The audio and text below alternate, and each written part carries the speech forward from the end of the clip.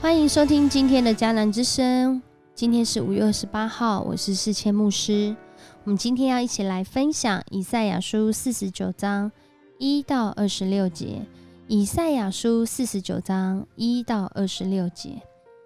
以赛亚书的第49章呢，是第2首的仆人之歌。在42章的时候已经出现过第一次了，是第1首的仆人之歌。在这里讲到的仆人呢，不是一般的仆人，而是这位弥赛亚，上帝预备的救恩记号。这位弥赛亚呢，是上帝特别拣选的仆人。他对这个仆人的心意是什么呢？在今天这段经文说到，这位仆人他是上帝在未出母胎以前就已经拣选的。这位仆人呢，他所做的事情好像没有功效，好像一事无成，但是他却相信上帝信实的应许必要发生。而在这段经文当中，上帝也回应了他所做的，他所说的。上帝说到，这个仆人啊，他要有一个任务，这个任务就是要复兴上帝的子民，他要让他成为万国之光，使上帝的救恩普及天下。即使这位以色列的圣者，这位仆人受人藐视，但是上帝却说，君王将要在他面前下拜，权贵也要在他面前下拜，因为上帝拣选这位仆人，他必定要实现他的应许。而上帝继续的说话，在说这一段仆人之歌的时候，他对他的子民有一个心意，就是他要透过这个仆人，让他的子民跟上帝再次立约，而且不是只有他的子民哦，是万民。他要让他的子民回到他的家乡，在这个家乡里面，他们不再饥渴，不再挨饿。他要开辟各样的大道，让他的子民从各样的地方一起聚集来赞美敬拜这位爱他们的上帝，这位安慰他怜悯他的上帝。但是对于今天领受这段信息的以色列民来说，这又是一个什么样的景况呢？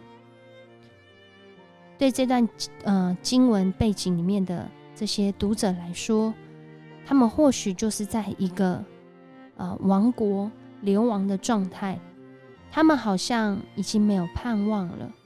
他们所在的境况是上帝遗弃他们的境况，是上帝已经忘了他们的感受。但是在今天这段经文，上帝透过先知以赛亚却说，母亲会忘记他吃奶的孩子吗？他会不爱亲生的孩子吗？就算母亲他会忘记自己的孩子，我也不会忘记你。是的，耶路撒冷啊，我绝不会忘记你，我把你的名字刻在手心上。今天上帝就在对你说，我绝不会忘记你，我把你的名字刻在我的手心上。我要重建你，我要修补你，我要帮助你，我要保抱你。我是你的天父上帝，你是属于我的孩子。到那个时候，你就知道我是上主，等候我帮助的人绝不失望，等候我的必不羞愧。上帝是使我们不羞愧的主，即使我们现在正在那辛苦的环境当中。透过这首仆人之歌，你经历了吗？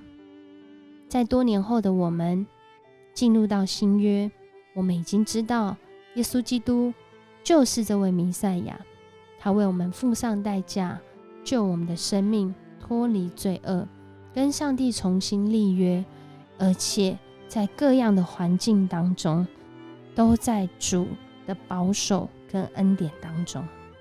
今天的经文成为我们的祝福，因为上帝应许我们，他是我们的救赎主，他是我们的上帝，他不会忘记你，他记得你，而且他要将你赎回来，他要将你抱在他的手中。我们一起来祷告。爱我们的上帝，谢谢你，我们在我们自己的眼光观看我们四周的环境，还有我们内心的境况，我们或许以为我们自己是被抛弃的，是被遗忘的，是不受人重视的，或者是正在那患难中的。但是主，你却告诉我们，耶路撒冷啊，我绝不会忘记你。你甚至把我们的名字刻在你的手心上。主啊，你爱我们，你保抱我们，你对我们的生命有应许。即使我们现在就在那患难当中，你也告诉我们，这不会是长久的，只是暂时的。主啊，我们因而有了信心，我们因为这样有了盼望，因为主，你应许透过你的仆人耶稣基督拯救我们的生命，而在后来的历史，我们也确实经历了这样的恩典，让世世代代的人都因着你话语应许的应验，我们每一个人都能够得偿那个祝福。主，谢谢你记得我，记得我们。主啊，我们也希望我们的心不会忘记你的恩典，好叫我们能够度过每一个艰难艰苦的时刻。谢谢你保守我们，这样祷告奉主耶稣的名求，阿们。愿上帝赐福你，他是不会忘记你的上帝。我们今天的迦南之声，若是你喜欢，请给我们5星好评。我们明天见。